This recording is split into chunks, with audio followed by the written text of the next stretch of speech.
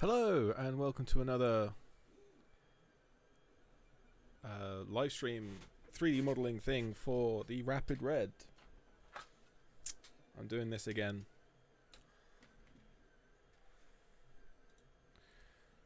So what I'm planning on today is getting the magazine catch. I'm going to do kind of a classic extended magazine catch, rev button as well, because those come blue and I've done everything else in purple, so I may as well do this in purple.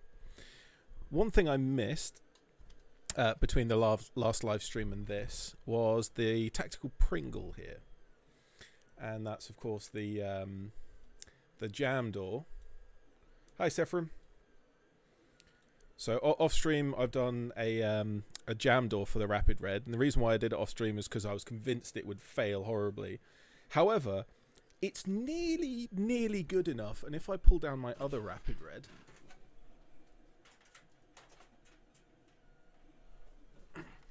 sorry, just leaning off of camera there, and I'll actually move this one around so you can get a good look. Let's get some light on it. There we go. So this is the same jam door that I printed in a nice kind of electric blue. I'm not sure if you can see just at the front of the jam door there's a little bit of a gap there. At the back I managed to make it kind of line up, and I've added a thumb tab as well. So this now works very much like the original would, if I get rid of that for the moment. Well, yeah, this thing doesn't fit, but I put it on because it looks cool. So with the thumb tab you can pull it open as you normally would, and it's got the little peg there that locks it into place and presses on the lock button that's in there. Now I hope that that works, but I've actually removed all the lock buttons from all of mine, because why would you have a lock switch? But some people use that for like lights and voltmeter and all that kind of cool stuff. So that's that. And also the trigger. Let's have a look at the trigger. So originally the trigger was pink, whereas here I've printed it in the same electric blue, same as the muzzle. And that's actually a two-part print, which is kind of interesting. But also it's this was the first version of the trigger. I printed in purple for this one. I changed some of the geometry around, so the blue one is a little bit better. I might print another purple one to replace this, but this one actually does work, and so that's kind of good enough. But the pad of the trigger, so the piece that actually touches your finger, I printed that as a separate piece, and that's so that the body of the trigger can be printed flat on a print bed, and then you glue that piece on separately to have a wider surface for your finger. And that means that the whole thing prints so much nicer, because usually you end up with either just massive amounts of overhang. Nearly the entire trigger is overhang, and you end up with so much support material that you have to clean away. Whereas here, even if I show you this side, which is the lower side of the print, is that true? No, that's not true. The right hand side, I printed it on the right hand side. So let's get the glare on it. So the body of the trigger there, behind the actual the pad of the trigger, the rest of that you can see is what was touching the print bed. So you've got a very nice smooth surface there, and it sort of matches the top, not perfectly, but certainly better than having a horribly sanded, scratched up. Yeah, I'm planning on making a version like this for the Strife, because this just works so much better than any other 3D printed trigger. Also the muzzle, I will touch on that as well. The muzzle was something I did in a previous live stream, in actually part 1 I think. So I've printed off in purple for this, and that this was mainly to mount the flash hider. So you have this piece that goes in through that, and then you glue the flash hider on the front. That's exactly what I've done with my original one. Now my original flash hider, I don't have the file for that anymore. Did I do some of the muzzle in the second live stream as well? I can't remember. Anyway. But yeah, this is my original muzzle, and I'm going to point that directly down the camera and see if we can see. So, can you see that step in there? So that step is it's the same as this piece that I modelled in part 1, part 2. Yeah. So it's that, and then my old flash hider is just glued to that. So, yeah. Lighting. Oh wait, there we go. You can just about see that step there. So this, my original Rapid Red from like 2 years ago, now has 3 brand new 3D printed components, and it's now all blue. There's no pink, there's no purple anywhere on this. It's all blue. There's a little bit of white for the R, but I like that. So this is now what I always wanted it to be. Completely blue. Good morning, Spamatron. Or good afternoon. It's 2:30 here. So yeah, the tactical Pringle, the jam door was done off stream, and so was the trigger. So hopefully that explains all of that, and we'll go and do some, in theory, fairly easy things today. And we're going to start with magazine catch. So I'm going to do just the standard that everyone always does with like Strife and Rapid Strike magazine catches, all these same kind of things. The way that it would work originally, I'm sure you all know, but I'll show you anyway. So you have 3 components. You have this, which is the catch that holds onto the magazine. You have an internal linkage, and you have the external button. And when you press the button, it moves the linkage and moves the catch itself. However, by removing this and just extending the lever of this out, you end up with a decent surface for a much larger and much more ergonomic and fast magazine catch. So what I'll do is I'll model up this piece, the linkage, and extend out the lower part of the linkage to make a nice big magazine catch. 8:30 in the morning. Nice. Which means you're East Coast USA? Is that right? I'm not sure. I'm not up to the time zones all that much.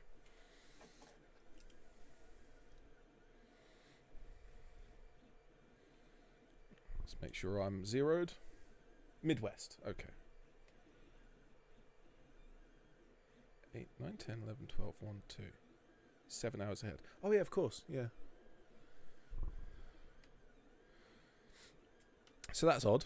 The stem for the pivot point for the linkage is 5.1 millimeters, which is odd. And the hole in the linkage comes out at 5.4. So I'm thinking I'm just going to go 5.5 and hope that that would probably be okay. Let's see what the outer is. About 8.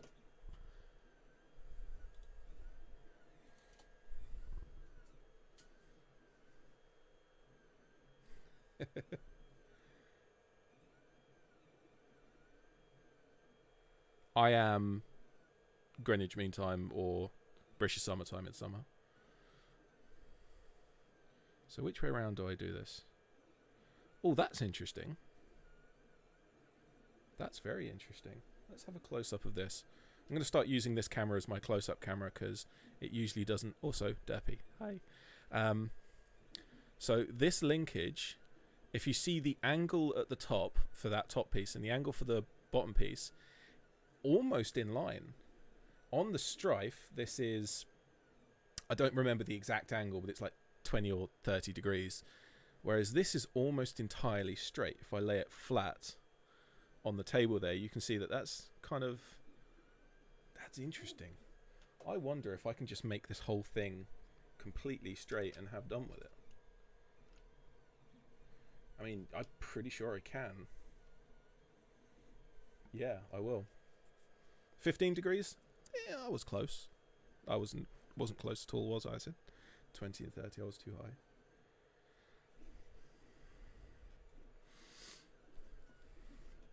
But that means that what I can do is just make it straight and everything's easier. I don't have to work out angles. Great. Cool. So just how big do we want it? About there. Kind of about there. Yeah, I'm thinking 25 millimeters from the central axis. So let's draw 25 mil straight down.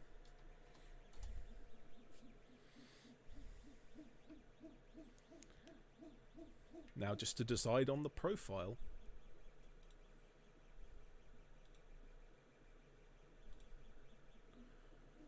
The front can be relatively flat and uninteresting. That's the least important, the less relevant side. Whereas if I do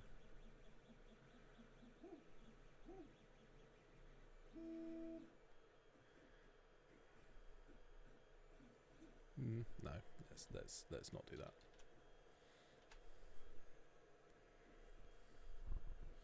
Could actually be more strongly cut, like from here.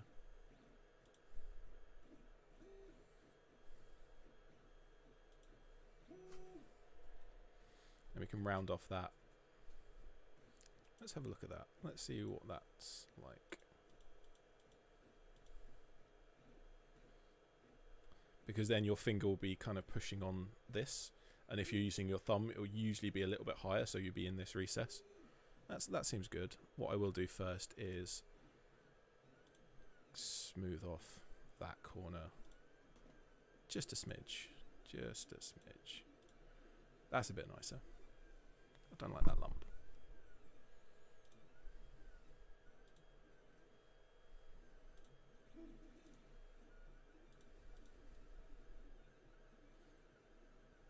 How's that?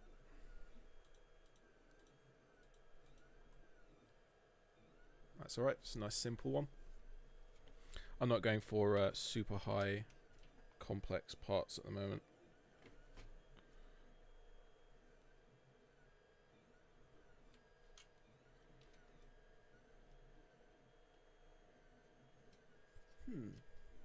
What actually stops that from dropping further down? I've just noticed something about this.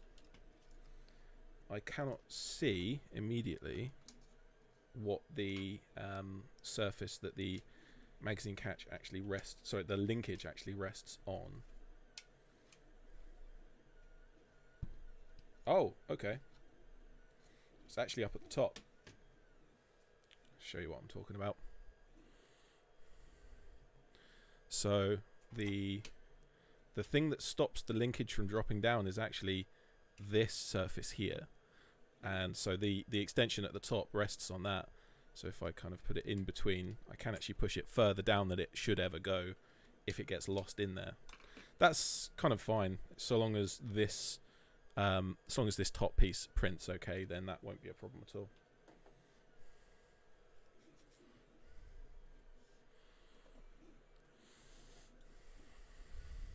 Okay.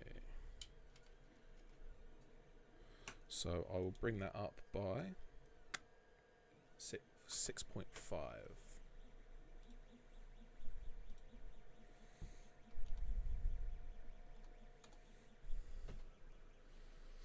There we go. How's that for the working surface? Not the working surface, the interactive surface of the magazine catch. Maybe that'll be alright. I might smooth out these. Ah, no, because that's going to be print surface. Yeah, I will. See how this likes being chamfered, filleted. Okay, it seems to like that a lot. That'll do. And that's still enough surface to print on.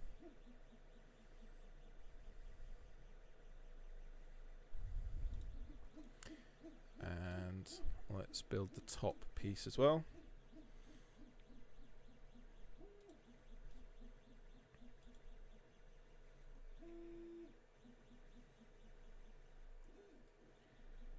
What the you're going to do a new magazine release for your Strife?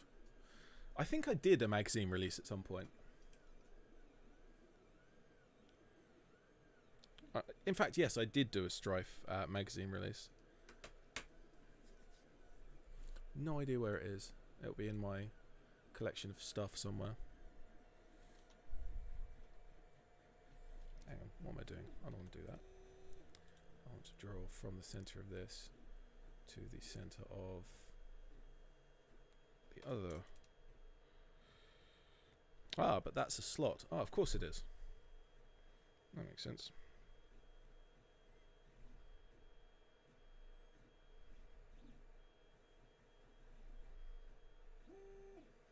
So it goes from kind of 9 to kind of 10. So let's do 10. And then we can draw in a 3.2 millimeter there. And then if we come back, so that's 3.2, this should be 4.2. It is. So we need to come back 1 millimeter from the center of that circle.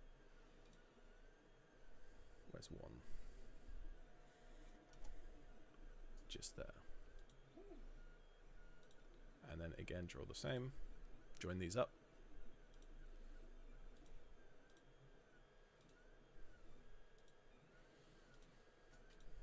Clear out all the construction lines. I should actually use the I keep on saying this. I should use the construction line tool.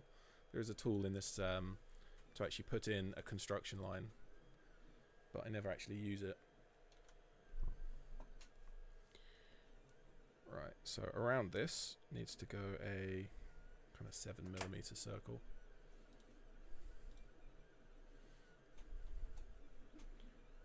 And then I can join up that and that. There. I'm probably going to pull that down all the way so that it's a little bit stronger, otherwise there'll be a gap here. Yeah, that's fine. That's no problem.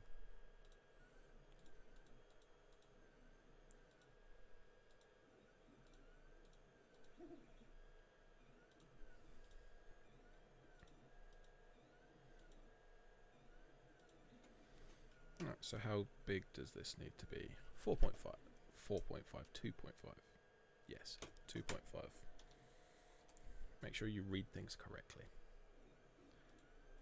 So then, why does that not? That's interesting.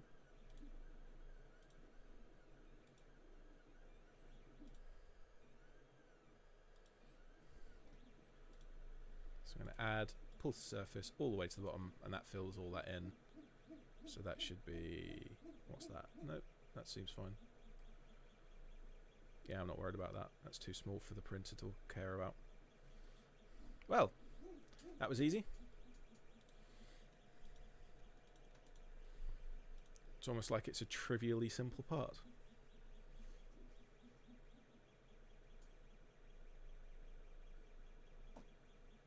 I'm going to actually look that up, the Foam Blast mag catch.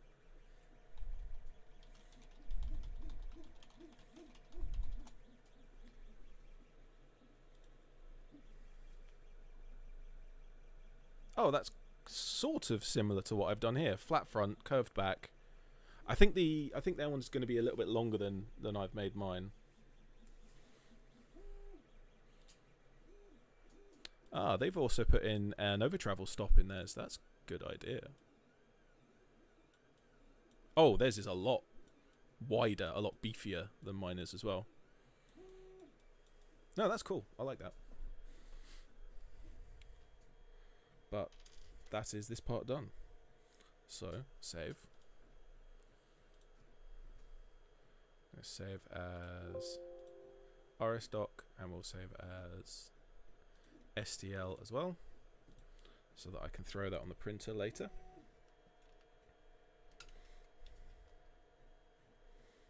Put this back together so I don't lose anything. Not that I need these parts, but you know, just in case.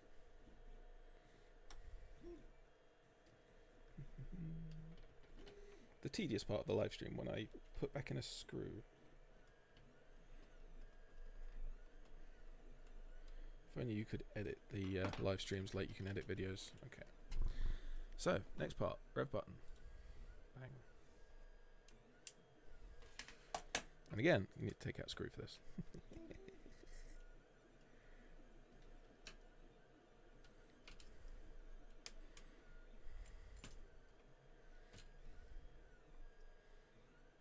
Alright, so we've got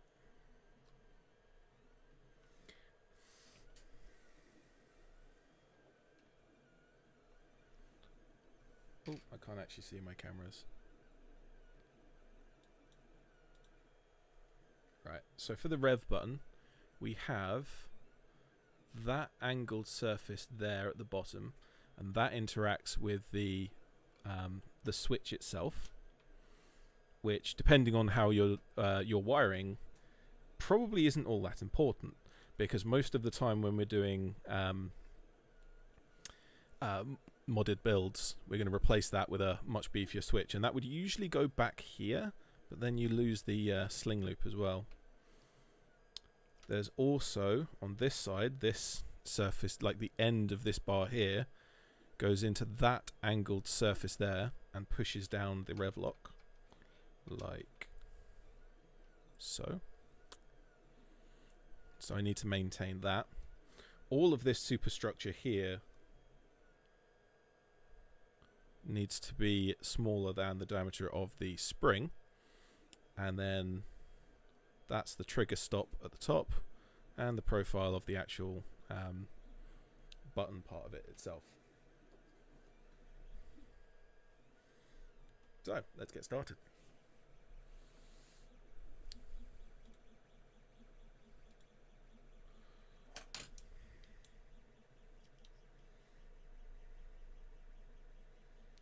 So the whole thing is a 13 by 16. Raven trigger. It's very much like a lot of other things. Wait, did I say 13? 13. It falls into the same problem that just about every Nerf gun falls into, where the position, like the break point of the trigger, is inside the profile of the grip, which means you have to clamp down on your trigger finger to actually get it to the break point, which is massively annoying. So extending the front surface of the trigger will just make that so much more comfortable.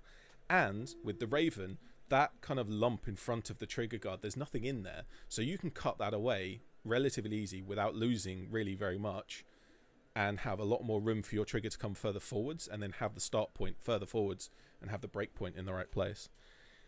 In terms of the actual feel of it, there's this thing with bullpups that generally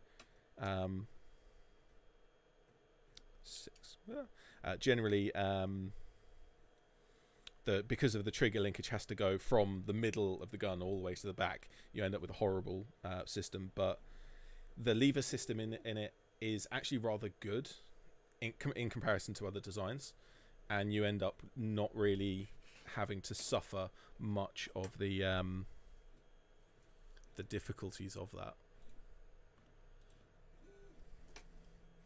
Also, there's something about the flywheel cage being misaligned or something,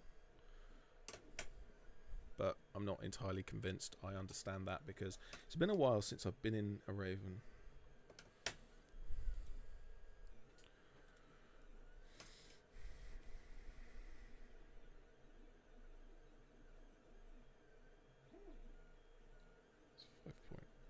Oh, that's obnoxious. 5.25.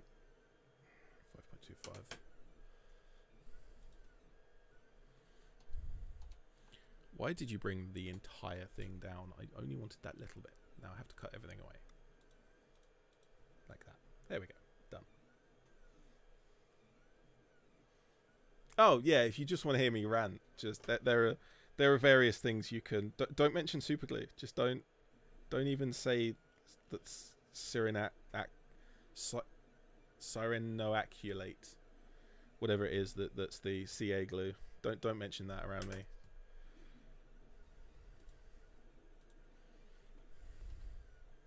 As has been previously discussed, I'm allergic to it.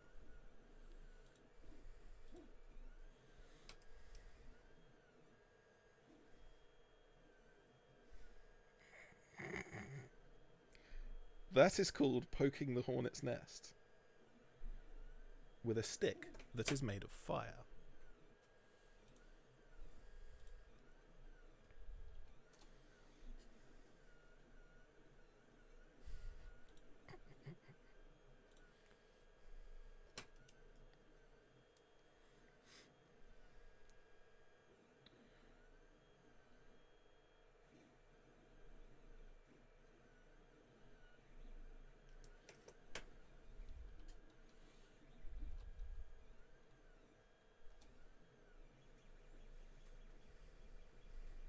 I'm not actually allergic to super glue. I just have never, ever in my entire life had super glue stick anything, except my fingers. I've stuck my skin. I've stuck human skin with it, but never anything of any value.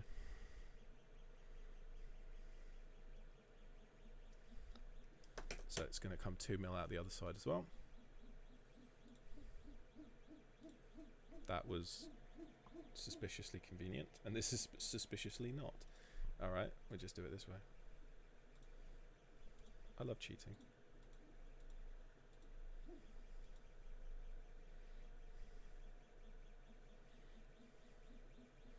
So then from here, we want to come out.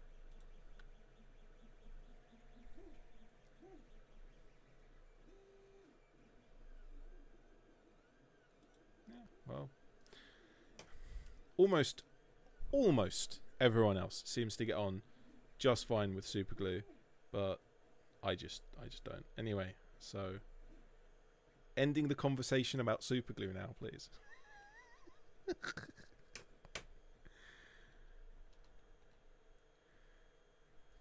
No, that needs to be 1.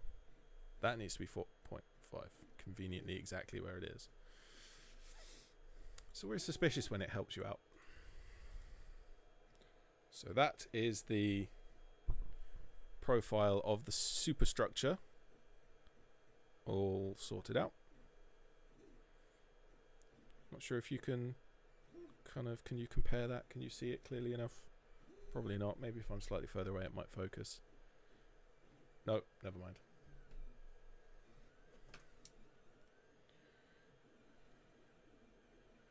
So we pull this whole thing up by 14.5.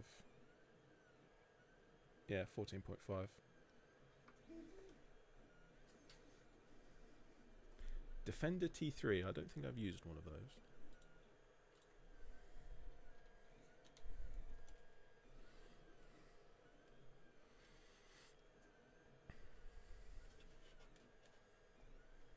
Yeah.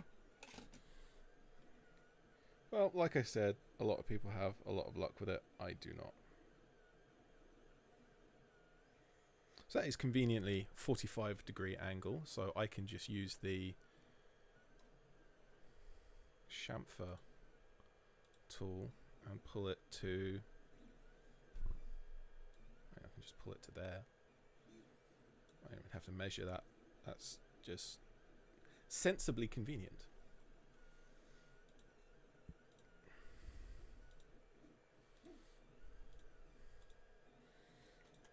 So these are slightly recessed by an obnoxiously small amount. A millimeter. Might as well.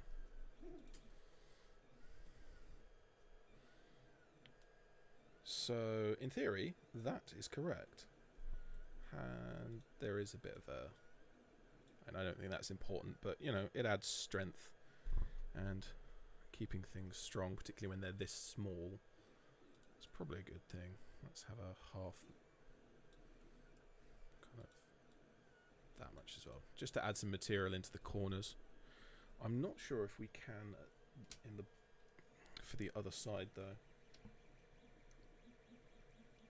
Oh no, maybe. Oh, actually, yeah. There's nothing that interacts with that, so I can add in a little bit of a just to give it some extra strength. And then if any of that does interfere, you can just take a little file or a knife or something and cut that out, which would be relatively easy.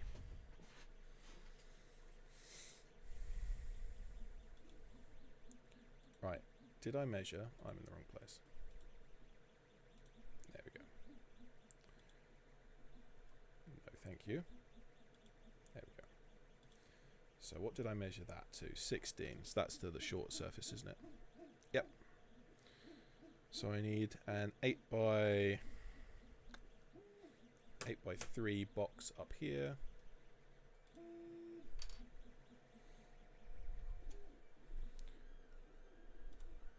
And that's the tab that pushes on the trigger.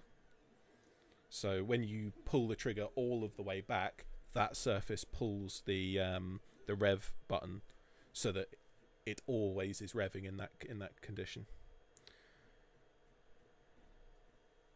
There are some small tabs here that look like they're just locating surfaces for the spring. Maybe they might also be over travel as well.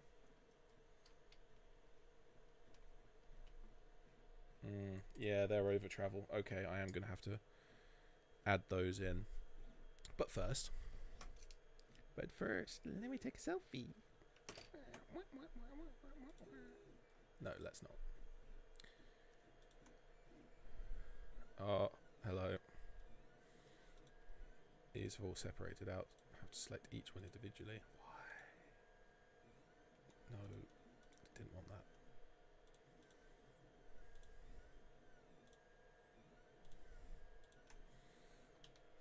.5. Bang. That was the wrong way. Minus 1.5. There we go. That's how it should be.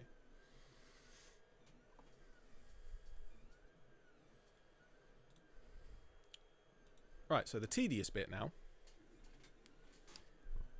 which is to work out where these are supposed to be placed.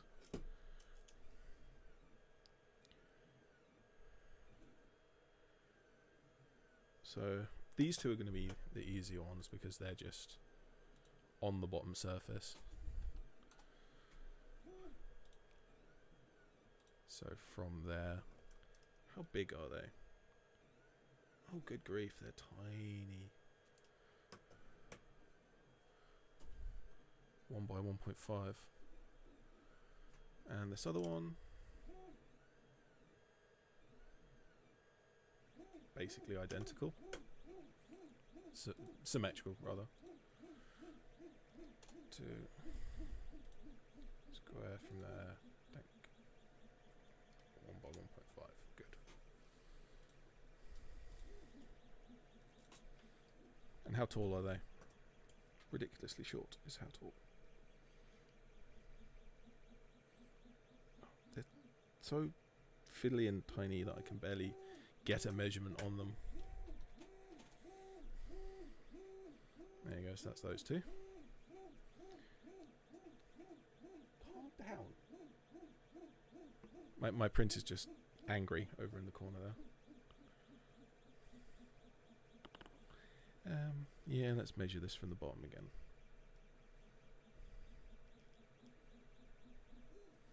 So 10 by 2.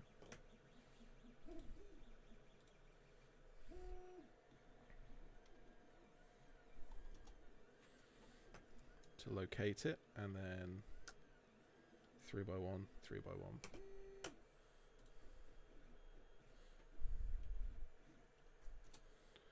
So that's that one.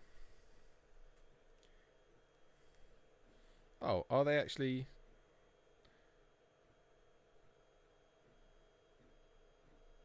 Oh, yes and no. They're kind of not really in line. That's awfully inconvenient. So 10 by... Really?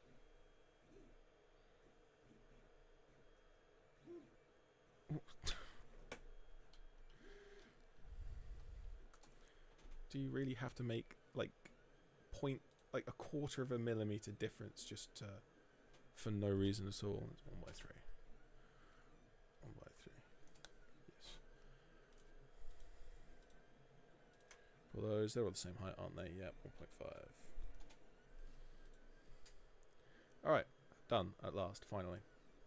So that's the working surface of that complete. No, it isn't. No, it isn't. There are some slots in here as well. What are they for? Yeah. Okay, so there are some support rails on the inside of the shell, which is a good idea. And I need to make some slots for that as well. Good thing I noticed that. But how do I measure? Measuring stuff this small with calipers is... I mean, I guess it's kind of what calipers are for, but... Oddly, 7.25 for some unknown reason.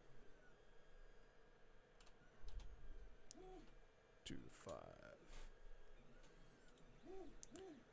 Now these are again something that may have to be hand fitted. Just a little bit of filing or cutting just to make sure that they fit just right. But that's kind of the nature of 3D printing in some cases.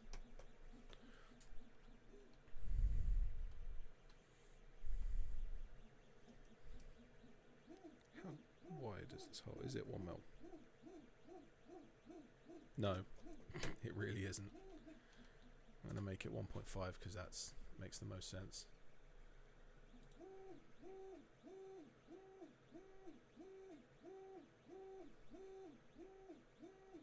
Can you... Right.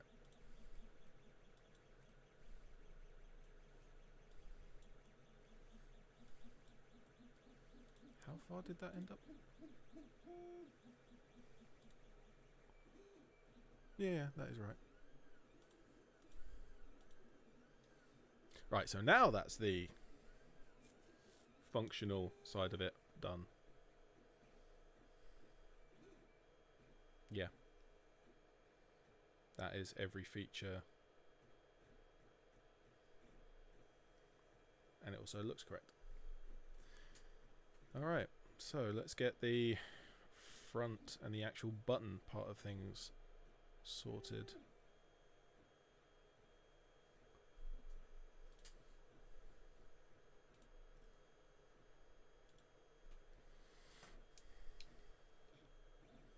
So that's 10 millimeters wide, whereas this is 13. Okay, fine.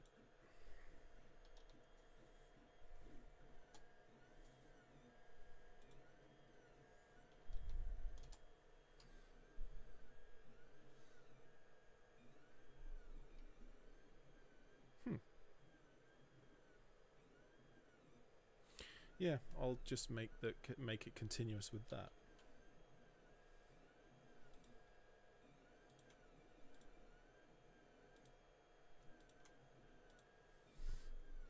And then also continuous with this. Tag, right. And if I start by pulling it out by sort of 12, which is how big the original is, and then pulling in these corners,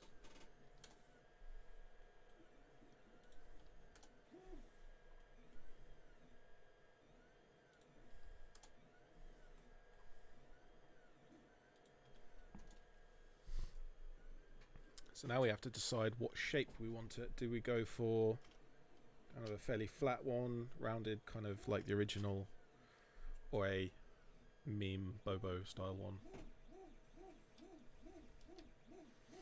I think I do want to extend it down because it's... strangely enough, this is actually taller slightly than the strifes button. I mean, it's kind of because the strifes button is more recessed than this, but yeah, whatever. So how far down can we pull it without pinching on the second finger? So kind of not really very much at all. Probably just end up being 17, so yeah.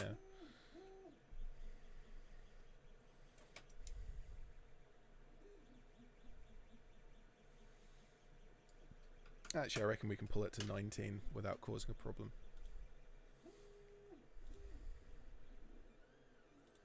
So there, yeah, we're not really extending this by very much at all.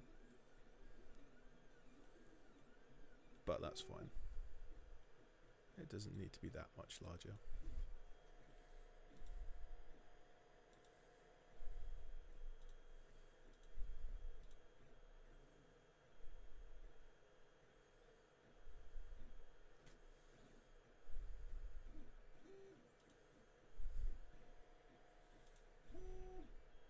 Ooh, don't do that.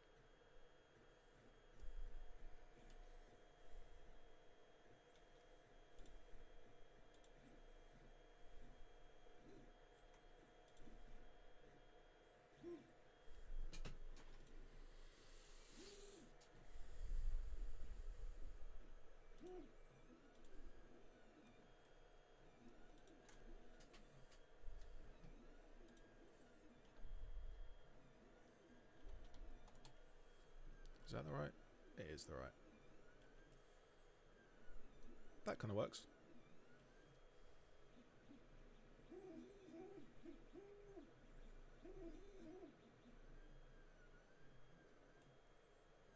No, this is a separate part. This is the rev button.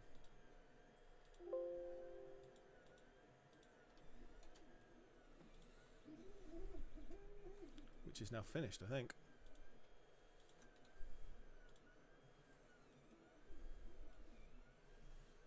Yeah, I could probably flatten out this at the top as well. Flatten out? Not flatten out. Smooth out. Give it some fillets. I like fillets. I once went to a machinist with a design, and every single corner, like hundreds of corners, were hi Kitten Claus, how are you doing? Every single corner was filleted, because I was in Inventor just filleting everything for like a quarter of an hour. And he looked at it and was like, yeah, I'm not making that. That would take a week. So I just told him, forget about the fillets, just make kind of the basic shape. And it took him about half an hour. That's just about I think that's the only time I've ever had any of my components machined in metal.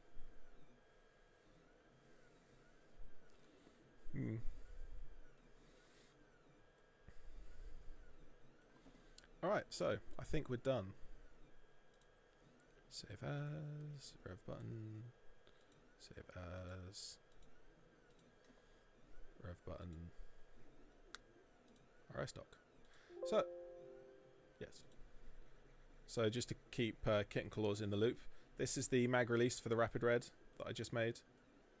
And this is the rev button, which is kind of slightly extended down just a little bit to give you a bit more surface. It's not quite Bobo style with a hook that stabs into your other finger, but it just gets it's a little bit bigger. And hopefully that hold onto the spring as well, because of these little pieces there. I think well, they're kind of either to hold the spring or as over travel stop, maybe both.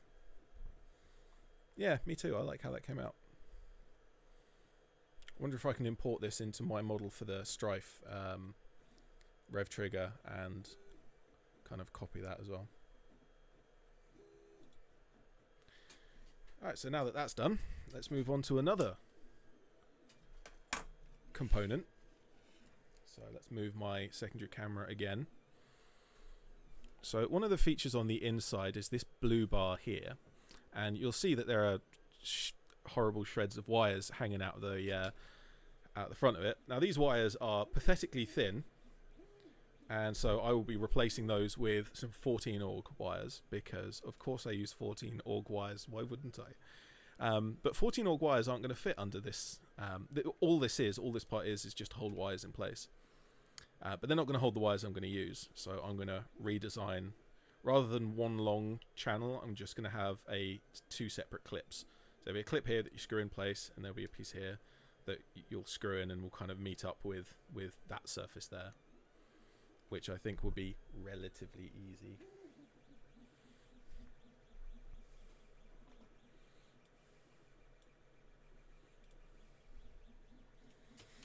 I mean, this is really trivial part. This is going to be a couple of circles and some lines. I mean, saying that, everything is just a couple of circles and some lines if you look at it that way.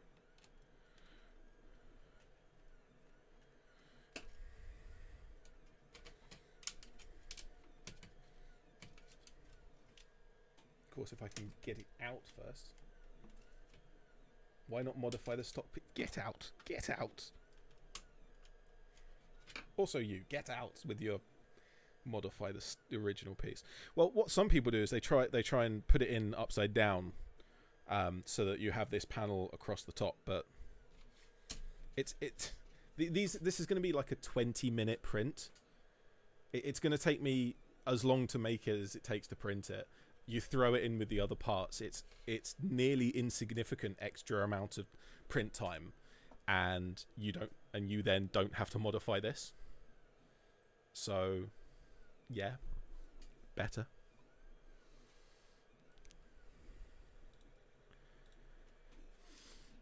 So first of all, we need to be able to fit over this, which is 5.15 millimeters. Hasbro, why? Is that something in Imperial? Oh. Okay, it's 1/5 of an inch.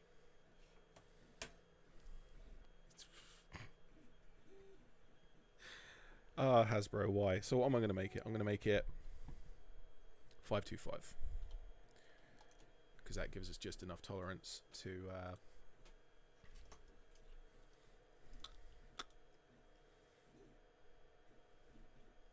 and 8. Oh, that's interesting. On the inside of this, let's see if I can... It's not going to show up on this camera, is it? That's actually hexagonal and not circular, because Hasbro can't be bothered to tolerance things correctly, and so they just put a hexagon in that's slightly too small, and the corners means it kind of fits.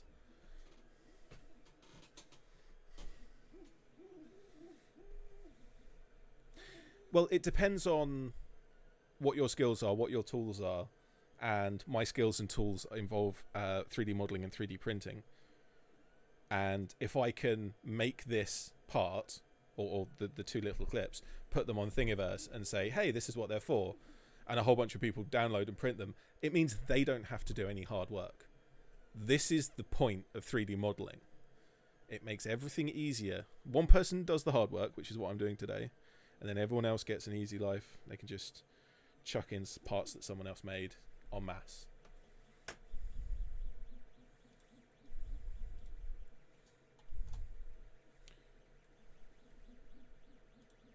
So while my skills are that, this is also for people who don't have that the skills. It also means that if I was to build another one of these, it's easier for me because I don't have to build it a second time. I just throw it on the printer and, like I said, just with another part. These are small enough that I wouldn't mind chucking them on with, like, the rev trigger, mag release, the tactical Pringle, all these parts together. Oh, actually, I should show you the tactical Pringle for the blue one.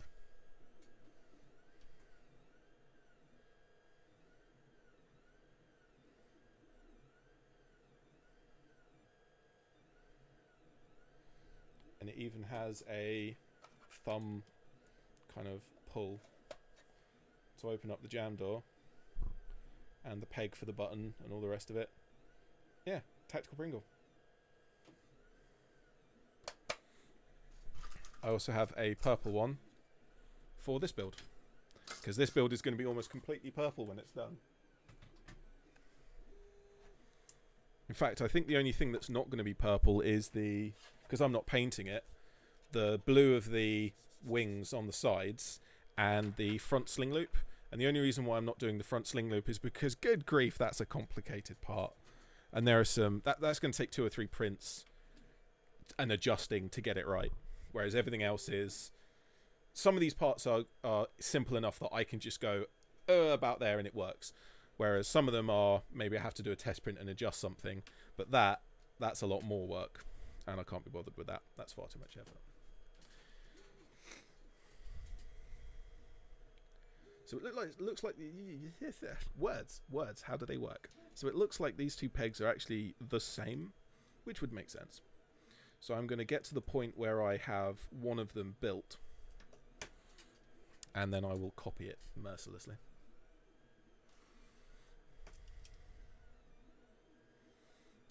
So I need 1.5 for the screw head. That's 5, and that's 9 overall. So for 2.5. What? Seriously?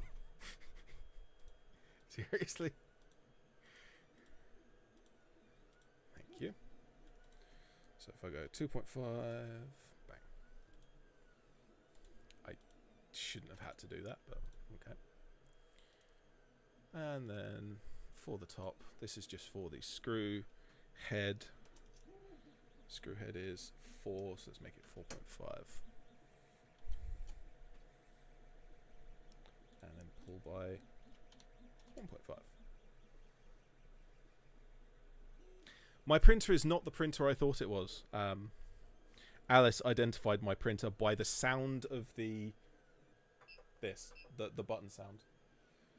Because on the listing on Amazon, it said that it was a CR10 Prusa i3, which isn't actually a printer that exists. What I've got is a CR10 and not a Prusa i3.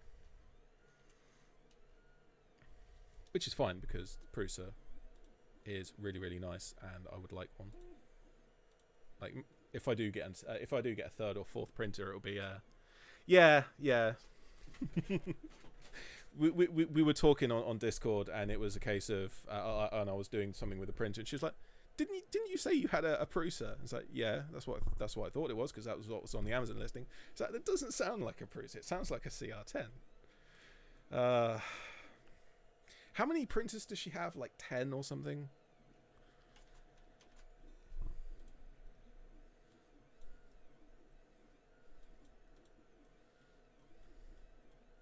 Actually, I watched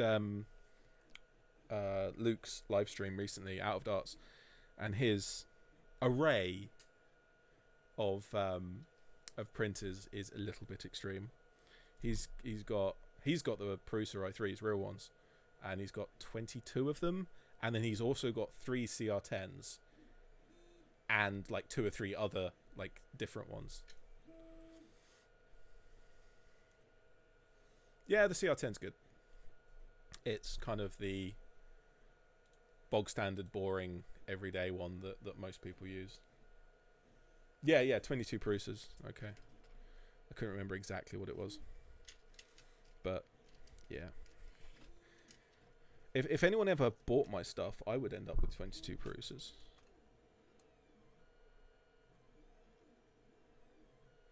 So we can go out by 6.2 millimeters. Let's make it 6.1.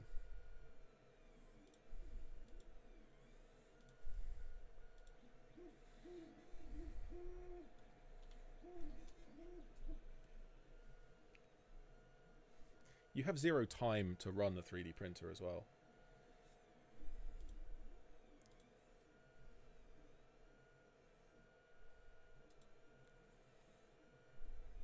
Three D printing is a hobby all of itself, and if you don't understand everything that goes into it, then yeah, you won't get far.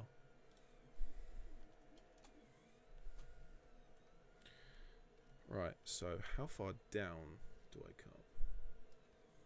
Now, I think that I could probably come down slightly further. Ah, no I can't. Hold on a cotton picking second. Why is that?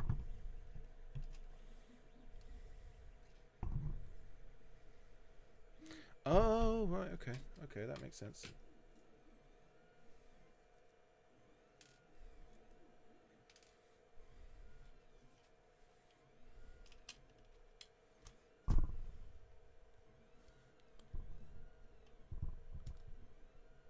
Yeah, okay. So there is actually, and this is so small that it's not going to show up on camera at all, but I'll still try.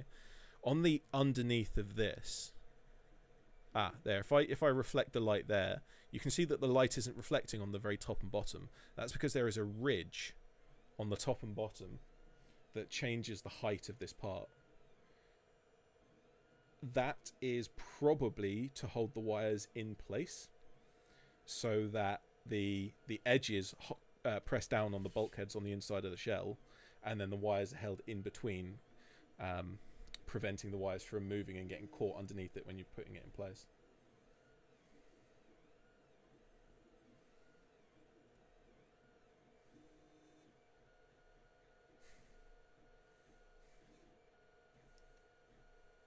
Yeah, I've seen a lot of talk about the Ender.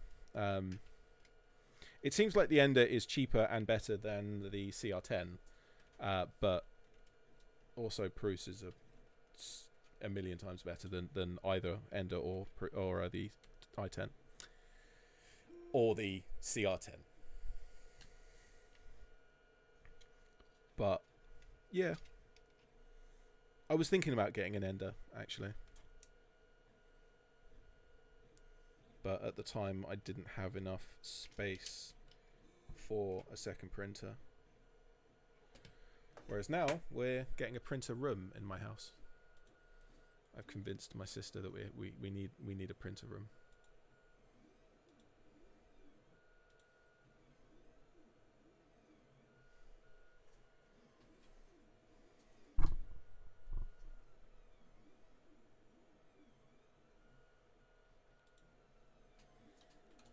Was that 8? Is that right? That looks right.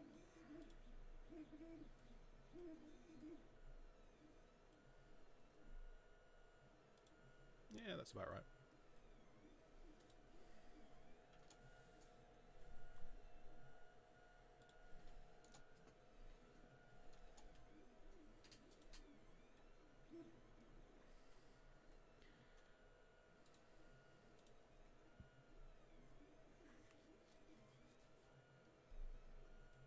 So that's for the first side.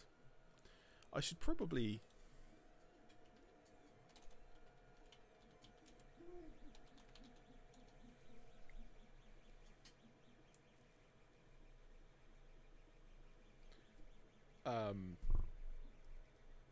that's not helpful.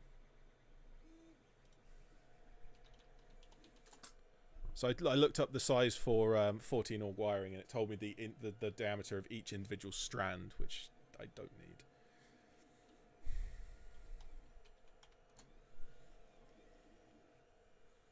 So it's but the thing is, the AUG refers to the size of the metal of the wires, not necessarily the insulation. So I need to include the insulation as well in this. So if I get some actual... It's probably not going to say it on here in any helpful way. I'm just going to have to hope that this is big enough, and if it's not, you can kind of snap off this bit and just use the top cover to hold the wires in place. There's enough in the shell that if you're using wires that size, it'll hold. It'll be fine. Yeah, I'm not finding what I need there. Let's just hope that it's right. The other side, on the other hand, I will not be doing a down, because there is actually a piece of the shell that I will use instead.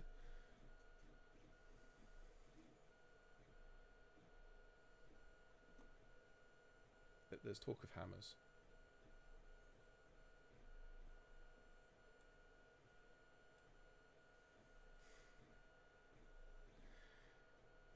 Hello, Kitten Claus's daughter.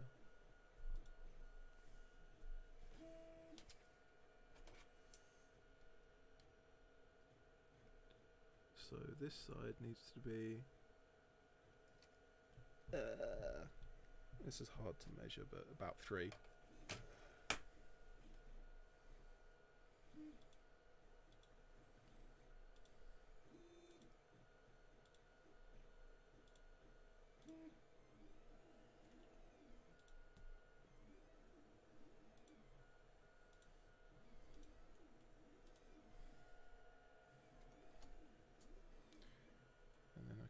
probably also, if I chamfer this, that will make that a whole heap stronger. I'm almost tempted to just get rid of that piece altogether and just go with the top.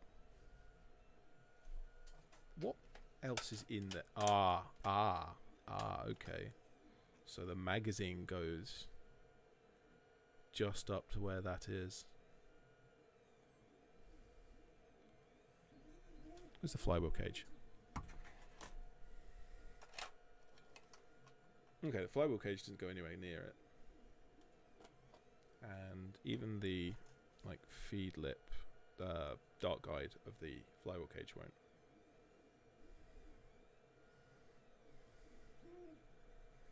No, there's no fitment issues there. That's going to be fine.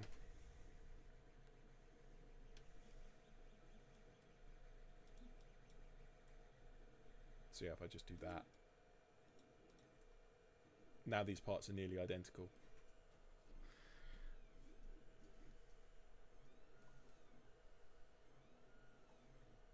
But yeah, I think that's all that's really required. The smaller one goes at the back because there's a bulkhead in place already, and then the front one, because I'm using the malice cage, and the rapid red has the flywheel cage the other way up from what's usual. I'm gonna want to run the wires. How will I want to run the wires? Let's pop out the cage screws so that we can actually put this cage in.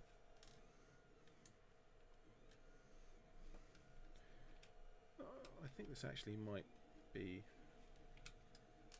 less of a problem than I originally thought, because running the wires underneath the cage means that the flywheels, because they're exposed on this cage, because this side of the cage is open.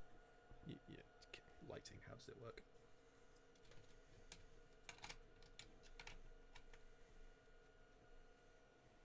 Yeah, so I think that'll be fine. What I'll end up doing is, because the flywheels are on the underneath, I will run the wires over the top here.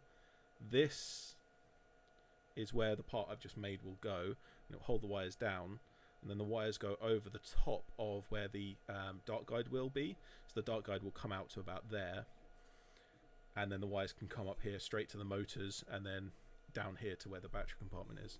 So yeah, that's actually really convenient and won't be a problem at all.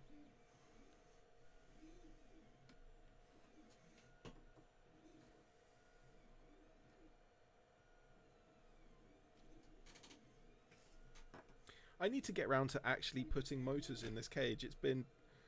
When did Alice send me this to test out? She sent it me just after I did the video for the Strife cage version of the Malice. So whenever that video was, it's been about that long that I haven't got round to wiring up a cage. I mean, how long does it take to wire up a cage? 10 minutes? 20? I wasn't even planning to film it, so I don't need to worry about that either.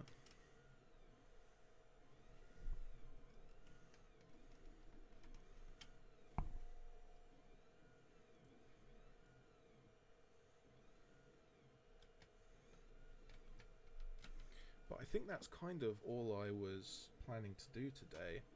Those three, well, 4 components if you count those as separate. Red button, mag catch. I mean, we can look at some of the other parts as well. May as well while I'm here.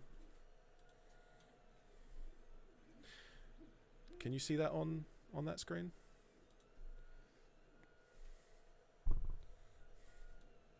Let's put it over here. This is my directory of 3D printed parts. I have quite a few.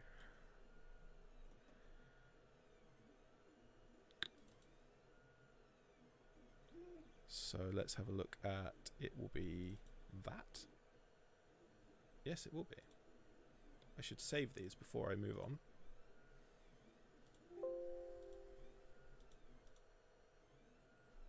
That's not what I wanted to do. Stay there.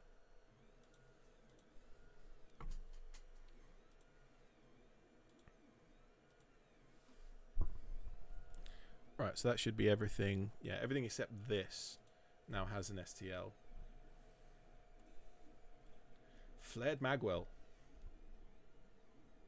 Flared magwell. Alright. Alright, sidetracked. How would a flared magwell work?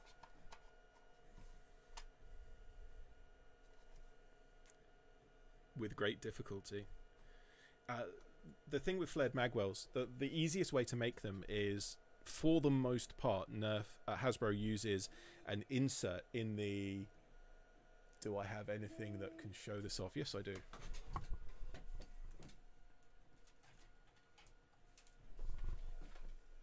Right, please excuse me while I just rip things off of my wall.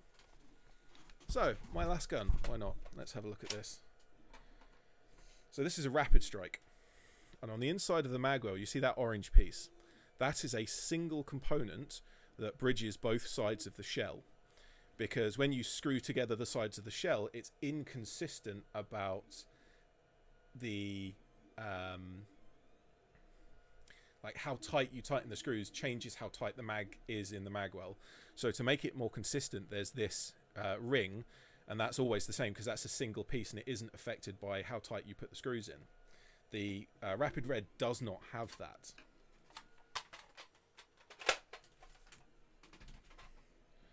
So if I show you in the Rapid Red, this is complete and there's no recess for that. And I've got a magazine here, hang on.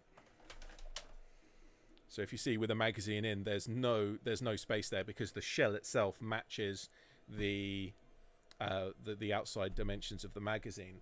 So what I could do for a flared magazine well, it couldn't be an insert inside, because usually the way that you yeah, the Rapid Reds are always really tight in with magazines.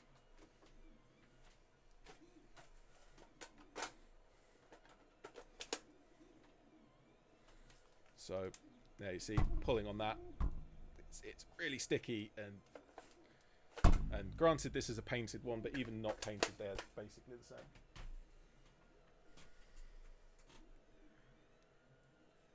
Yeah, it really is. Oh yeah, the Strife doesn't have the insert, does it?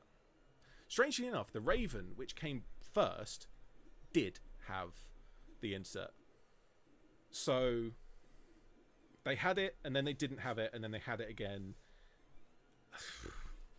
I don't know which shell piece came, which Nerf gun came out in what year, so I can't tell you exactly what order is. But there are guns that have it, and then later ones that don't, and then even later ones that do.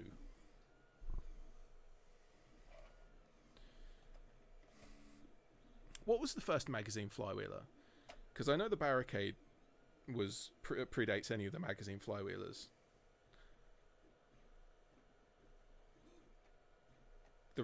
Was the Raven the first magazine flywheeler?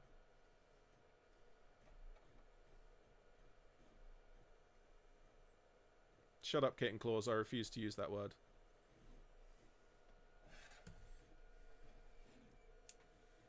I need to do a video on that, but it'll just stir up so much hatred. Hello, Grim Up Nerf. Grim Up Nerf sending me friend requests while I'm in the middle of a stream. Yeah, I think it was the Raven that was first, which is strange because the Raven came with an 18. Did the first Raven come with an 18 round mag? So not only was it the first magazine flywheeler, it has the first 18 round mag, and it's the first mag flywheeler anyway. It's kind of out of place. You expect it to be later on. You expect something like the Strife or the Rapid Strike to be earlier, and then to develop into the Rapid Strike, to develop into the Raven. Yes, I have one of those magazines. I don't have glow-in-the-dark darts worth a glow, but I wouldn't say the best. The Raven has its flaws. I'm not doing a live stream series on the Raven because it will just take me weeks and weeks and weeks. Anyway, flared magwell. Stop distracting me. If I was to do a flared magwell for the Rapid Red, it would be very similar to... No, it wouldn't. There is a... I might actually have one, I'm not sure. But there was on Thingiverse a flared magwell for the Strife that clipped onto the outside of the shell. And you didn't need screws or glue or anything. It was so very nicely toleranced that you press it on, kind of force it onto place, and it holds in place. Now, there's no locking surfaces. The kind of the smooth, sleek shell of the Rapid Red means that I can't do that. But if I was to make a flared magwell that fits around this, split it in half so that you glued one, like each side to the sides of the lower shell here, and it would be in purple, so it would kind of bring kind of the colours together as well, rather than having this mauve along the bottom just as a big stripe. Have a big chunk of purple there as well. Super glue on the flared magwell. Thanks for that. No.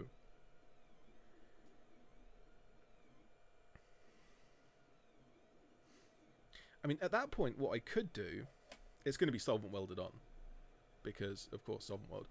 What I could do is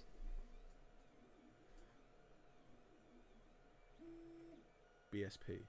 Is that the who made it?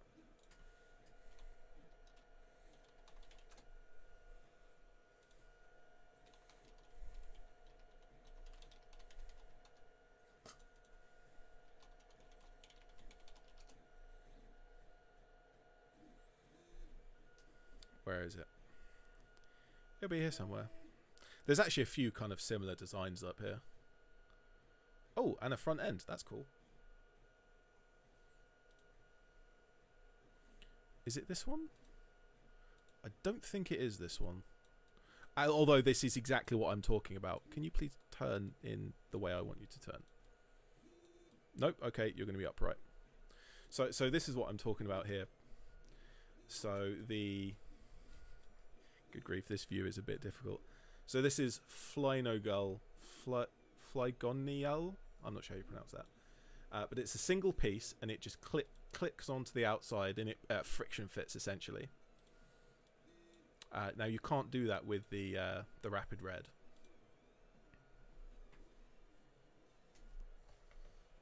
Ooh, resin cast ones as well. That would be nice. All right. Okay, you've intrigued me by this, so let's save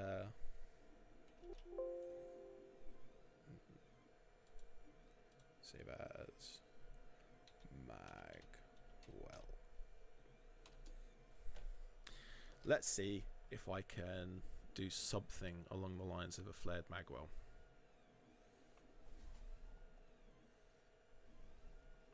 I'm probably not going to make this very, very big. It's probably only going to be kind of 10 millimeters tall, maybe 15 at the most. No, more like 10.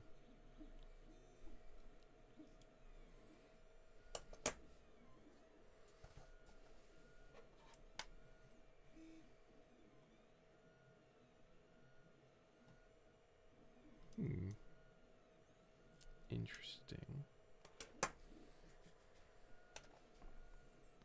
Good grief, what have I gotten myself in for? It's not the simplest of shapes to recreate, but it is not too bad. What I want to do is, where's my screws? I'm going to screw the shell together to make sure I get the measurements correct.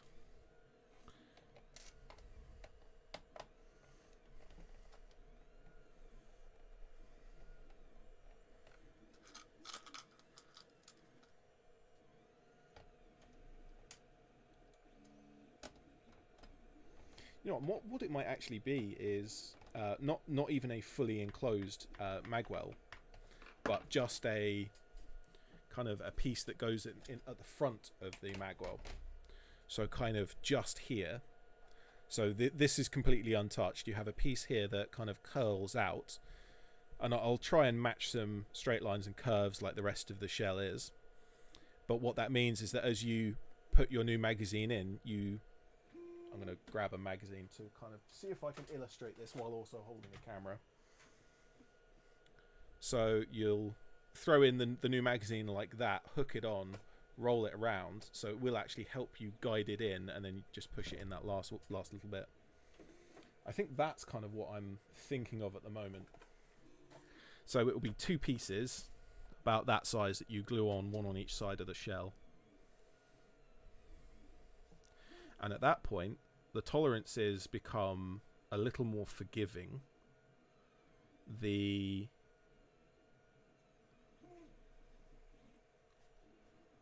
Yeah, and as it's 2 separate pieces, yes, you do need to do a rapid red. Absolutely, you need to do a rapid red. Rapid reds are great. This is my second. My first one is blue. I keep bringing it in. Actually, has this one has the stock from a Guardian crossbow. This was actually my first ever like major nerf mod, and it was one of those things where, goodbye camera, welcome back camera. I have done long videos on grips and stocks where I made this so that the stock was the correct length for my arm, and you can see there it goes into my elbow and it fits quite well. However, I didn't adjust the trigger position, so light, where is light? There. So it still has that clamped in trigger feeling, and the grip itself is very, very thin. So it's not ideal, unfortunately. It is better because it has the correct length of stock, but it's not ideal because it doesn't have the correct length of pull or shape of grip.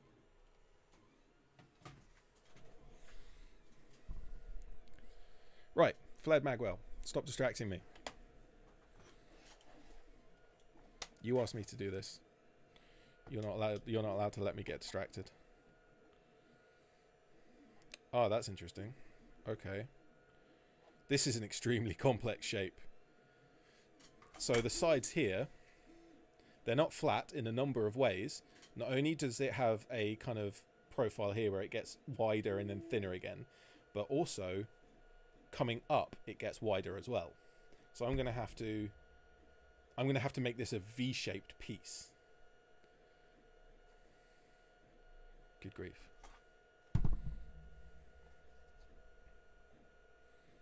And it's going to start at 37.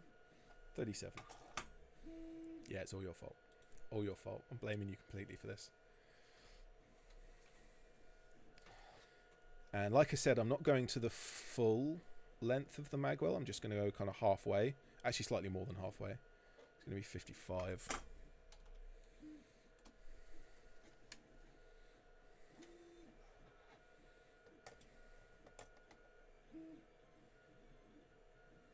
So at the front, there is actually an odd little bit of almost a kind of an angled chamfer, and then a fillet at the front, just to make things even harder to calculate.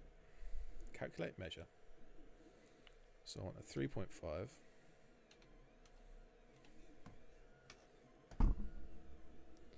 And that's 11.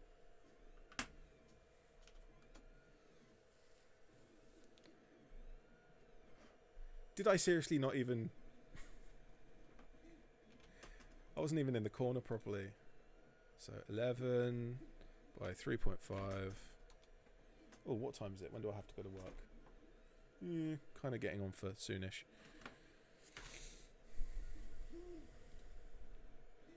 So 11 and 3.5. What I could do is just model it on one side and then mirror it at the end. But I want to be able to see what I'm doing in kind of mirrored words. How do they work? Not like that.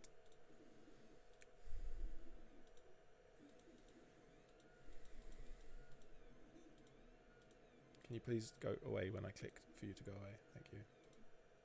Thank you. Go away. Right, done. I'm not convinced. I'm not convinced that's the right angle. In fact, that's definitely not the right angle. That's twice as steep as it should be. Okay.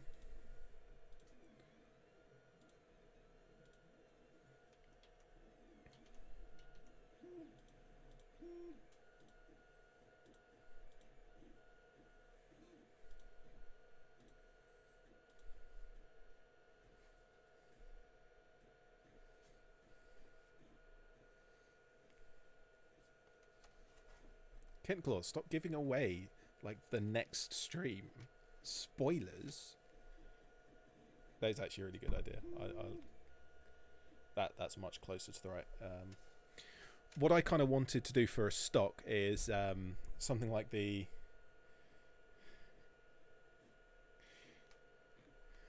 I'll struggle through and make something work. What I wanted to do was something like an MP40 or kind of AKS style stock, which I don't.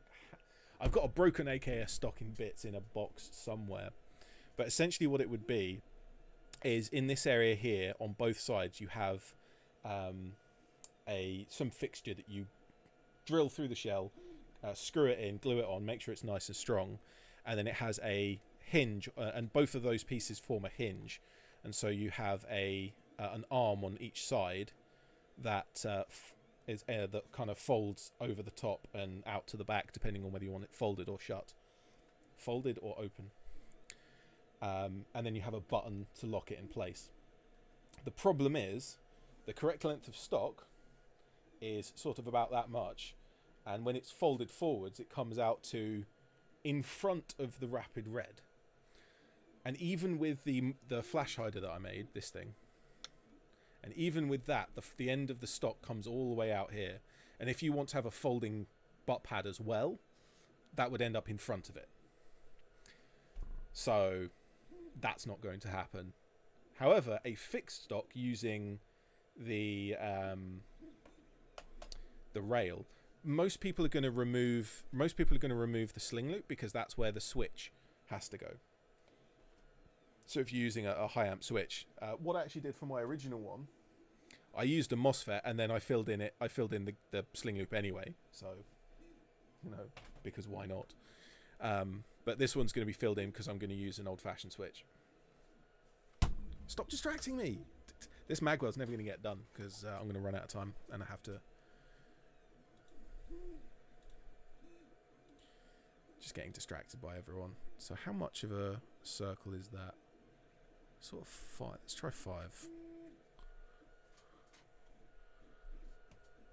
That's not 5. You saw me type in 5, didn't you? You watched that. You watched me type in 5, and then when I entered it, it went to 4966. 5. It's done it again. Why do you hate 5? Why do you hate 5? I mean, fine, because close enough.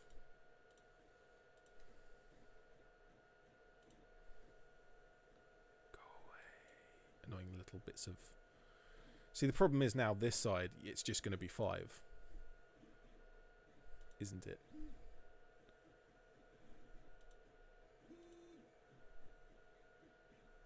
Nope, there we go. That's what. Actually, Spaz 12 has a sort of similar stock. Kind of not really. The latch is very different from.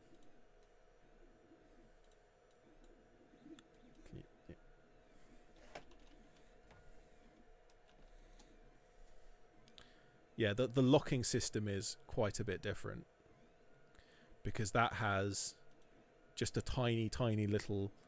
It's got a metal pin through the whole thing, and then a separate hole for the button when it's locked in as a stock. Yeah, you are. But then when it's folded, you have a separate it's like a metal pin that sticks up out of the top of the gun, and the butt pad presses into that, and it's got a little spring detent on the inside that holds it into place. I think there's a version of it that actually uses the rear kind of ghost ring sights as well. I've got an airsoft Spaz 12 somewhere around here, but I don't have a stock for it.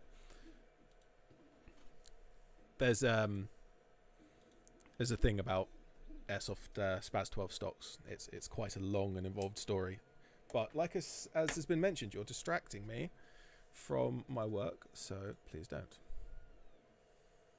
Now, why are you doing that?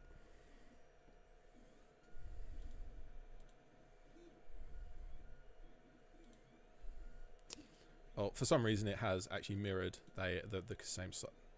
Go away, go away. It's mirrored the same 4.966 or whatever it was. Annoying value for no reason. Right, so from here further down, how far down do we want to take this?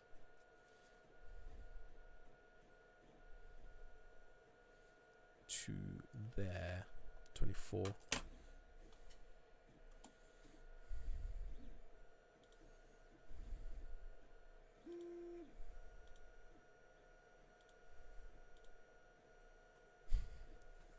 I find that hard to believe, given that your name is Spamatron, and you haven't shut up so far. I don't think you're going to start now. Not that I have any kind of lack of faith or anything. So then this goes 19 millimeters further down. Okay, fine. 8. How far did I make this originally? 55. So where's 55 from? Kind of 55 from there. Yeah, okay. So at that point, how wide is it? Inconvenient. 33. So half of 33 is 15, 16.5, 16.5.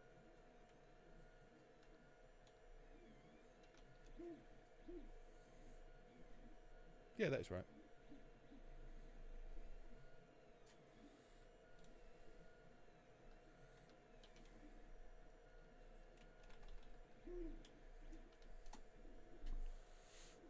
Let's trim off the outside here.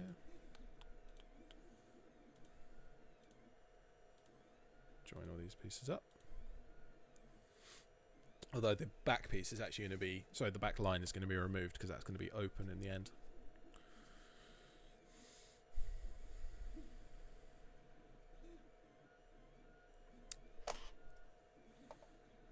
Alright, let's make the shape of the magazine.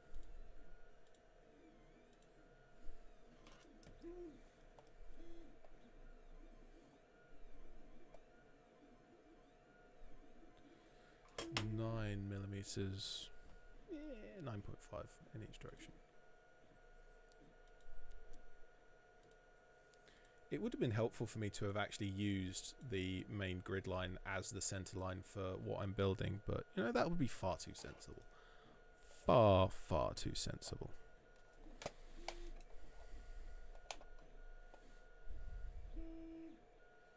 I could almost use some of my magazine bumpers with this. Just print them out in purple. I've got a couple that would go nicely with the rapid red. In fact, I did put one of the... Ah, great. I've accidentally knocked the 0.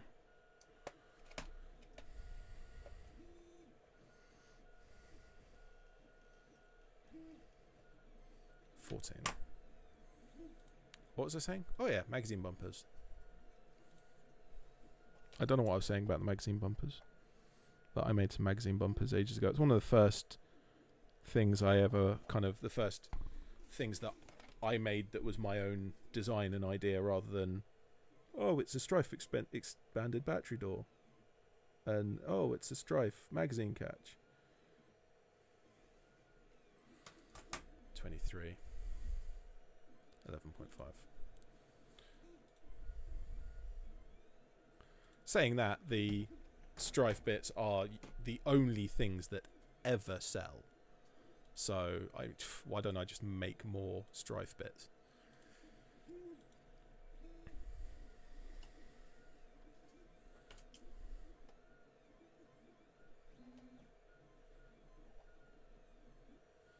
Not that I'm completely uninterested in the Strife or anything. I'm just completely uninterested in the strife. You heard. So that's going to be 26.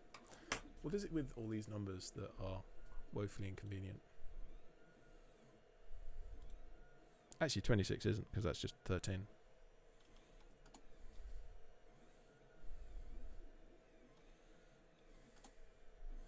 And then from there, 90 degrees, please.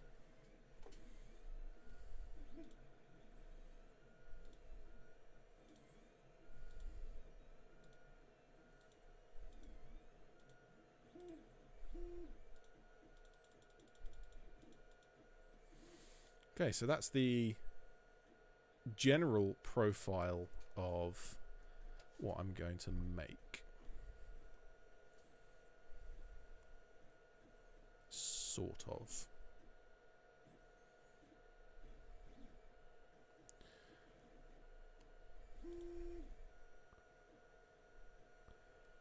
That essentially is the surface here that I've recreated.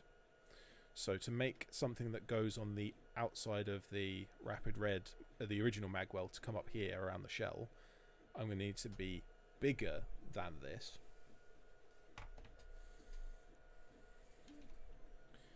At which point I probably shouldn't have done that fillet, because that's going to be extra volume that I can just have empty space and free for glue, and it means I don't have to be quite as precise in that area. Hey RZ, how you doing?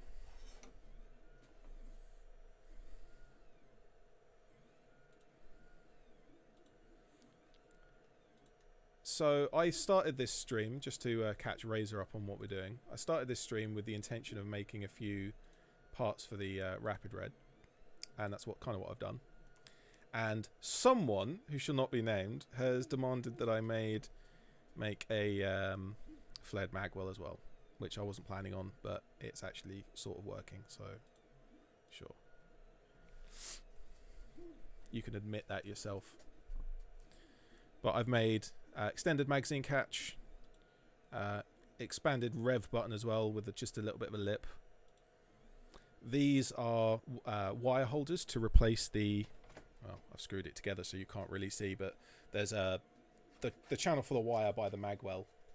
I've made these little pieces to hold the wire, hold bigger wiring in place. This is the stuff from the old stream. I've actually printed that out, the muzzle piece. Let's show this camera for once. So that's in purple now. Nice purple muzzle. And now we're working on the magazine well, because someone demanded it. I'm going to pull that up by 5.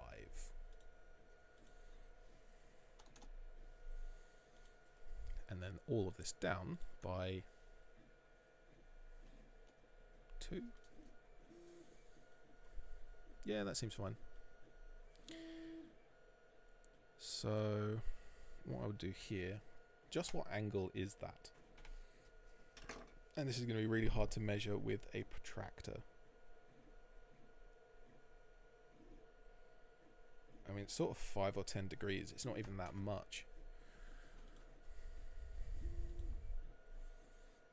180, so I need it to be 165. Sure, let's go with that. Ooh, that doesn't seem right.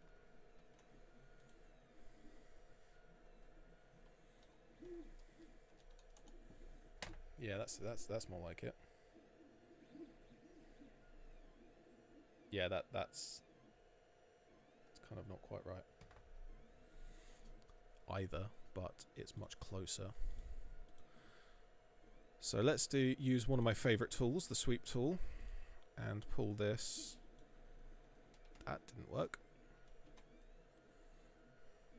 because I forgot to press the cut. There we go.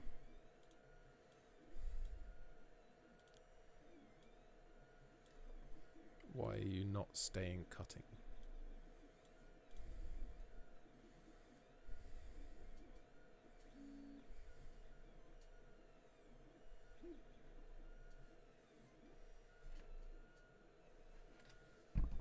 You realise that there's a tack rail right here that you can put sights on.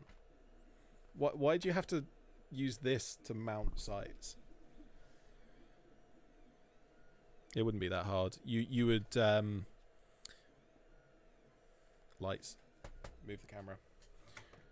You remake this shape of the inside as a plug, and then you have 2 panels on each side, and you'd probably make it as left and right sides, split down the middle, so that you have 2 half plugs in each side. Screw them together. Probably 1 screw at the front, 1 screw in the back would be enough, and then the panels come up to the top, and you have either your sight or a wrist rail or whatever kind of attachment system you're using. That's how I do it. No, I'm not doing that because I'm making a magwell. Good grief. Distractions. Yay. I'm just going to name this live stream Distractions live stream. Alright, let's continue on with doing the same. Minus that along that line. And this line. It's doing it again. It usually maintains the cut. So you've got down here add and cut. And usually it adds something automatically from a shape, unless you're kind of quite clearly moving into a solid that's already... Stupid front post. Stupid front post. Stupid is something I can do. I'm very good at stupid. There are 2 or 3 ways to do this. Yeah, that's probably the best way.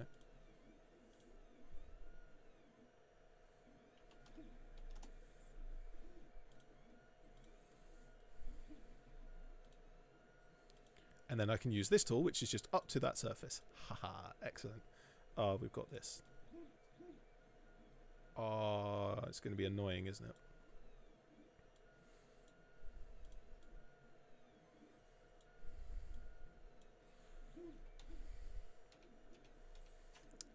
Can I use up to surface on an angled surface?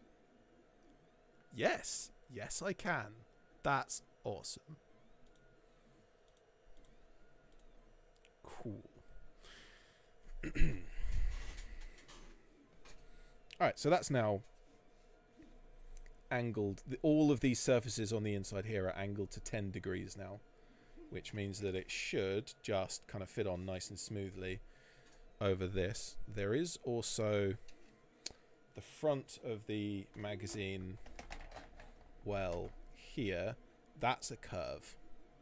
So I'm going to want to curve the front of the model as well.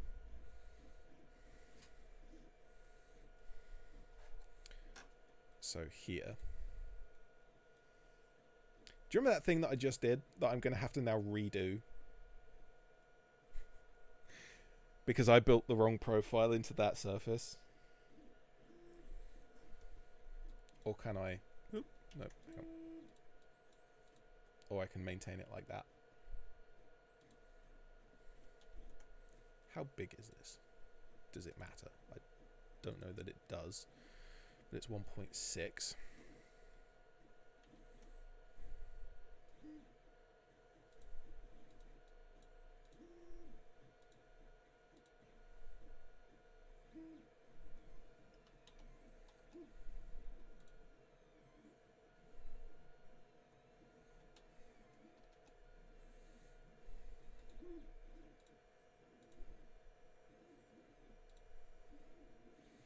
Alright, so build this again. And I need to have a curve in that direction.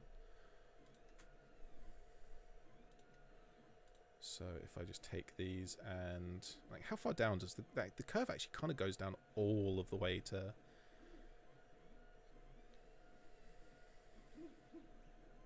It's not a circle, though. That's the worst thing. It's not actually... It's a more complex curve. As much as I love the Rebel line because they are so sleek and curvy, it's very hard to model for them because they're so sleek and curvy. And that makes everything more complicated. The end strike stuff, the nice 90-degree right angles and flat lines everywhere. It just makes everything easier. I think if I just make it there, yeah.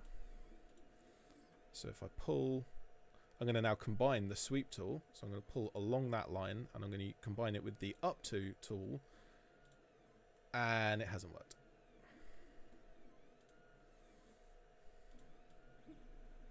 But that did.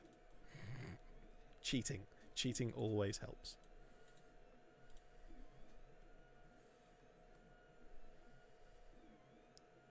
So, in theory, my favorite word to use in all live streams, in theory, this will now connect nicely to the rapid red. But we haven't actually built the flared part of the flared magwell. So we want to bring this down by, I said 10 mil, didn't I? Yeah, it's just going to be very small lip around the existing magwell. Let's pull this by 10.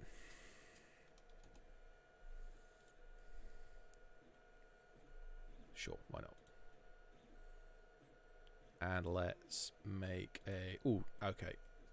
I made this mistake last time. I made the nice kind of cool sweep on the... In fact, here it is. I made this nice sweepy complex curve, and then I tried to modify with these other bits, and it didn't like it because this curve is involved. Like, I can't get rid of this now because it's intersecting this, and it's all dependent and causing problems. So I want to do that. I will do that for this. I will make a nice sweepy line through it, kind of up here somehow. But I'll do that last. First things first, now that I'm at the end of my stream. Why do I keep saying first things first? Right, let's see how this plays along. Okay, that's good.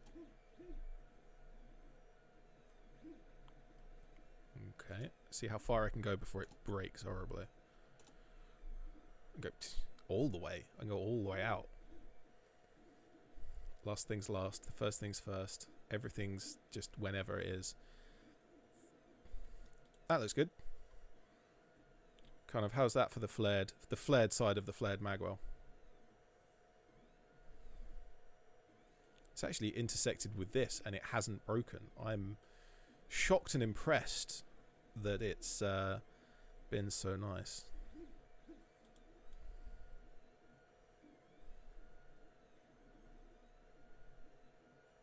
Let's make that 3.5 and match that on the other side.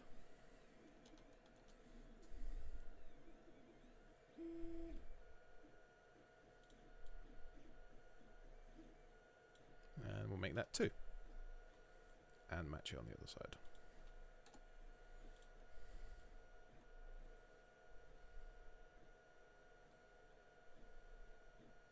So I definitely need to smooth out the front here, because that's not very rebel-like, is it?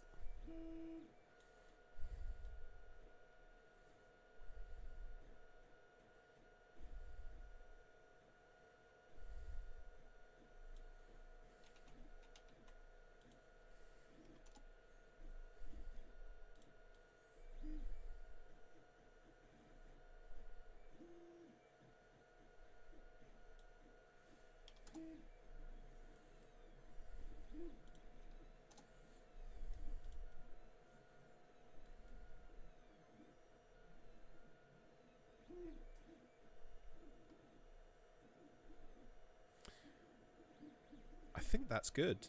I think all I need to do now is swoop it a bit to make it a little more rebelly, and then split it in half. In fact, I'll split it in half first, because swooping and splitting sounds like it will go horribly wrong. So what are we at? 26. Where's the middle point of this line? Oh, I didn't draw the line. There we go.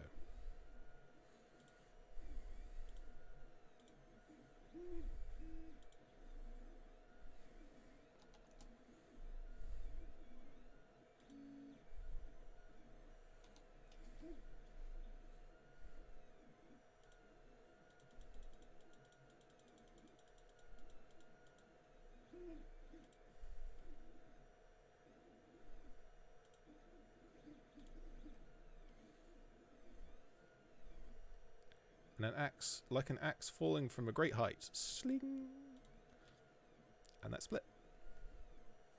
So that's now 2 pieces that you'll fit onto the magwell and glue them in. So let's just make it nice at the front. So to maintain the...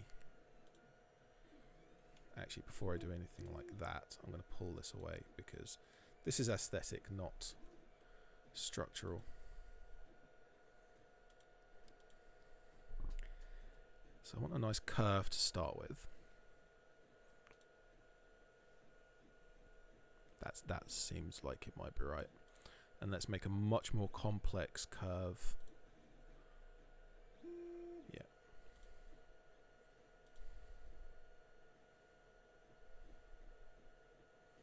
Ah, do I want to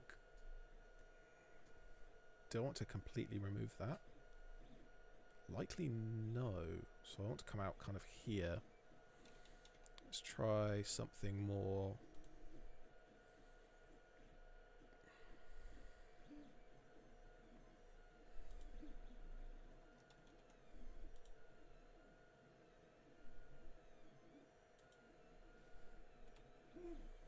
Let's see how that looks.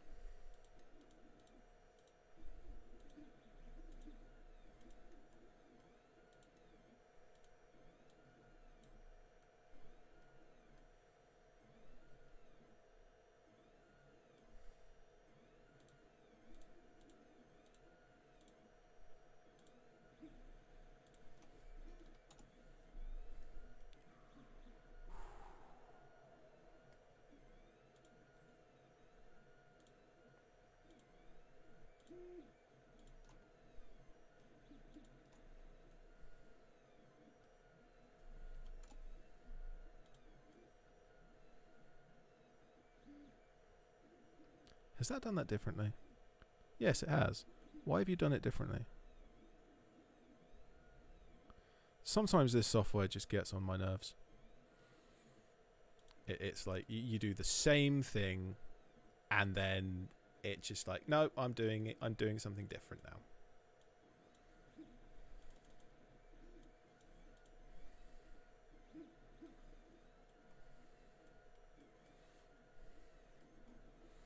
So there, what do we think to that? Is Spamatron still here? Yes, you are. That is a nice little addition to the bottom of the Rapid Red. I think I will actually also fillet these. Oops, wrong tool.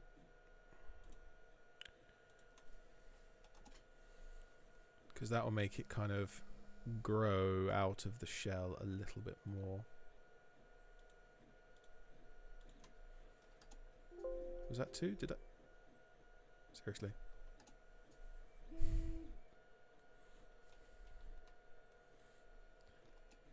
So that one can do a 2 mil. But what? See, you remember what I just said about doing the same thing twice and then the software decides differently each time? In theory, supposedly, these are identical and symmetrical.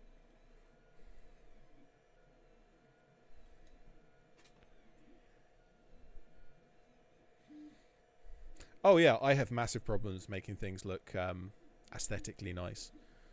Like this is probably some of my work on the Rapid Red here, some of my nicest looking stuff, which kind of goes to show just how bad the rest of my stuff looks. I am very much mechanically minded. I make things that are functional rather than look good or bad, which isn't necessarily a bad thing, but yeah, learning the other way, particularly when you've started off in one place, can be very interesting, or it can be difficult depending on how things go. I mean that works. That's kind of okay, isn't it?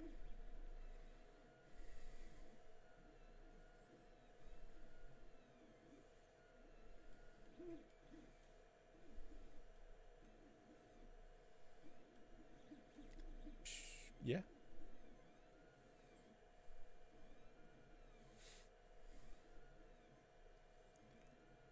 I think that's going to be okay. Right, I'm going to save that.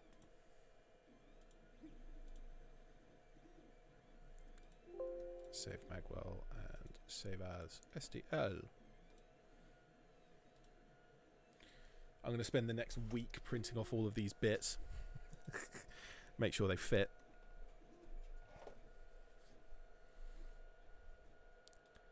Do need to check up on this as well, because I haven't printed these two bits either, and these are from my first stream.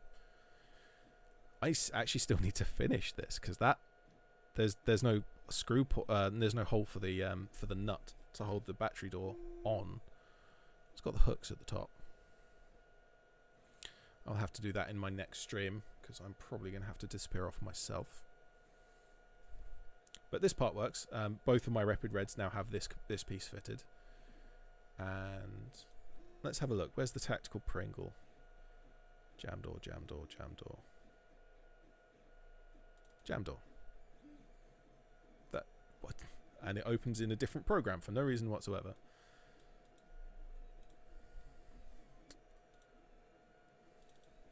There we go. Tactical Pringle. It's kind of doesn't. Where doesn't it fit? It's at the front corner, isn't it?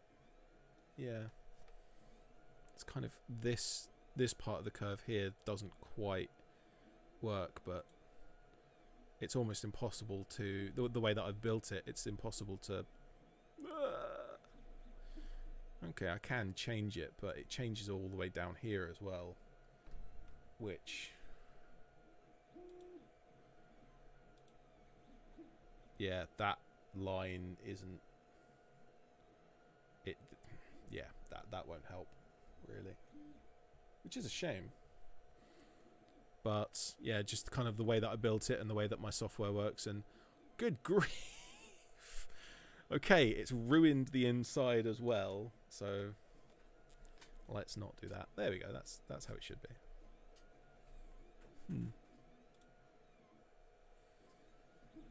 What am I missing? What's it? Oh yeah, the trigger. I can show you the trigger just before I go as well. Trigger.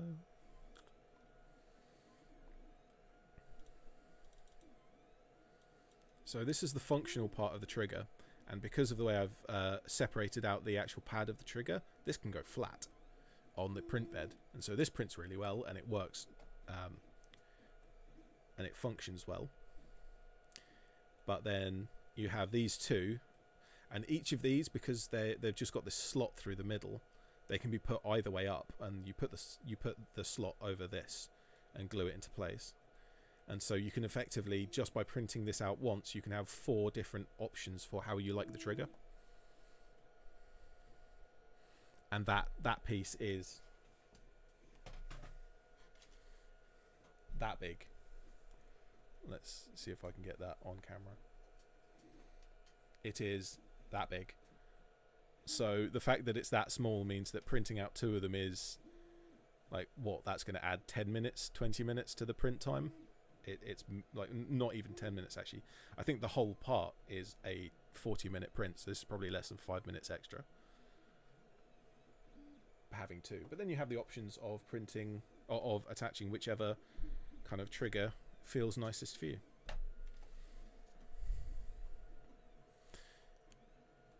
This has gotten out of hand. I've got so many different things for the Rapid Red now. Oh well. Anyway, I'm going to wrap up here. So thank you everyone for watching. I'm ED-SKaR, and I always have been. And if you have any comments or suggestions about future parts for the Rapid Red, leave them in the comments. This live stream will become a video, so the comments will stay around. Okay, thank you very much. Bye bye.